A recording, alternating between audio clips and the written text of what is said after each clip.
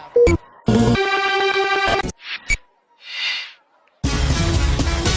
you're looking for trouble, you're in the right place. If you're looking for trouble, look right in your face. You have kids?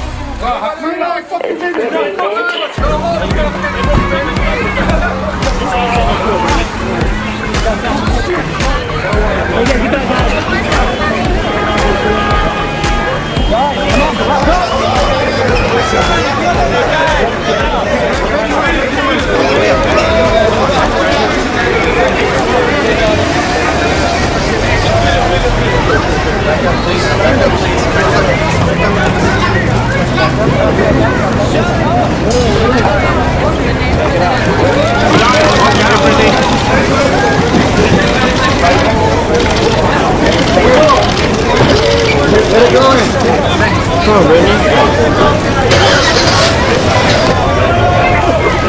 What are you looking for, Britney? Britney, what are you looking for?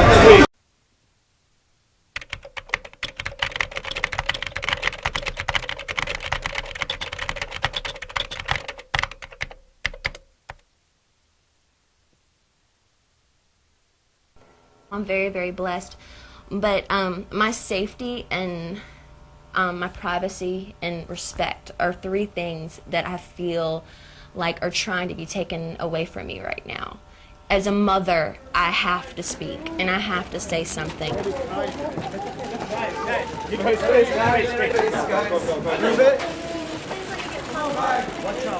think because I was pregnant, I didn't, with my son, I didn't want to do interviews and all that kind of thing, you know what I mean? I wanted it to be a little bit private, but I think 90% of the world would agree that the tabloids have kind of gone a little far with me lately, and I think it's time, I do need to speak up a little bit, You try not to respond to trash, because that's what it is, but, when they've, I think they've crossed the line a little bit.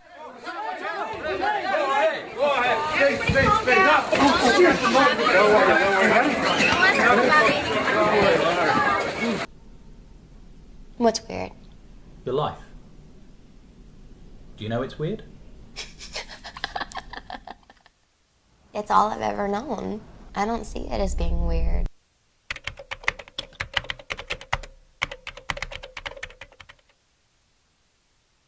Why did you send her to Promises, that rehab center? Well, I just felt like she needed to sort her life out. Mm-hmm. Sometimes, if you, like I said, don't run from your problems, you need to stop. You need to stop what you're doing and think. What was she doing? Was she doing drugs and alcohol, do you think? I don't know. Did it help? I think it put a Band-Aid on the problem. But first, what we're about to tell you may seem so unbelievable, so scary, and frankly so disgusting, you'd think somebody made it all up. It's the story of Britney's life with her manager, Sam Lutfi, before she was committed to the psychiatric ward. It just keeps getting worse for Britney Spears. After rehab and months of court fights with her ex, Kevin Federline, a judge ruled Spears has to give up custody of her two little boys. Britney Spears. She's bald.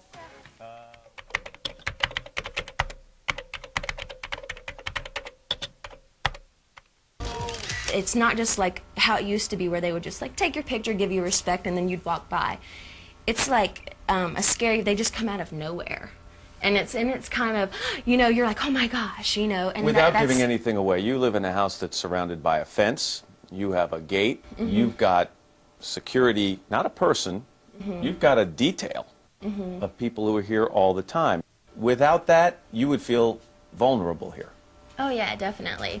And I still have helicopters that come twice a day. Just trying to get a picture of you at the pool or you with just anything. Sean? Yeah. And they put the captions on their magazines, baby in danger and stuff like that, which is really silly, but I wouldn't be in danger if I didn't have like this, this impactful thing around me all the time. And I just feel like the editors, they don't realize that there's not just one magazine. There's other magazines, and they're all paying to get a story. And I think that the energy it's kind of scary, and like I can't really leave my home right now. Let's go. Move, guys. And kick.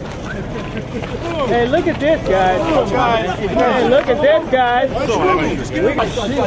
Come on, guys. Everyone move. Okay. Everyone move. Hey, you guys don't move. Hey, hold up, man.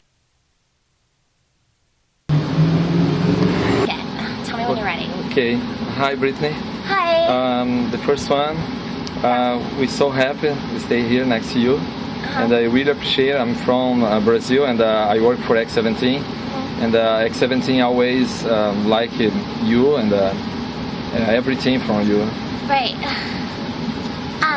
But like, I just really like want to talk and just say like how nice our world is. Like, it is so nice. Like, I'm gonna cry right now because like our world is so nice. No, it really is, because like, oh my god, like the other day I saw like this magazine and I looked at it and it said like I was pregnant, and like I went up to my mom and I was like, oh my god, like my mom knew, like she was right. Like, always believe everything you read, everybody, like, because I really am pregnant. And then like I went to this person and they saw it like on the USA Today, like that, you know, like I was drinking a lot, and it was so true. It was so true. And then like it was just so weird because like then after that, like everybody, like, you know, just always believe what you read, because like in all my management, they totally knew what they were doing when they sent me to rehab. Like totally. Like they totally knew what they were doing. Like, it's just so weird how great and nice our world is. And like after this, nobody's gonna talk about this because our world is so nice. So that's all I wanted to say. So okay, bye. Okay, thank you, Britney. I don't allow anybody to change me. I still walk out of my house in rollers and I take walks. I do not care what people think. And I think that's the thing why they keep on talking, is because they know they can't touch me. So you have a little bit of a blank you attitude about it now. Yeah, basically. I mean, you have to. I mean, I have to live my life. I have a family now, and I just think it's absurd, you know, to let other people influence the way you live.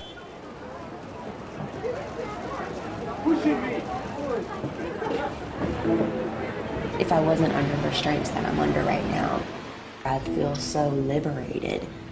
And when I tell them the way I feel, it's like they hear me, but they're really not listening. I am very angry. I'm horribly angry. Even when you go to jail, there's always the time that you know that you're gonna get out, you know. But in this situation, it's never ending. There's no excitement, there's no passion. You can see the cruelest part of the world, but then on the other side, you see the most beautiful part. Where you going, Britney? You gonna go for a walk? Looking nice, Britney. You look nice, Britney. Where are you going? Why are you crying, Britney? You okay, Britney? Are you okay, Britney? You should go home, Britney. Do you need to talk to someone, Britney? Britney, I love your hat. Please go away.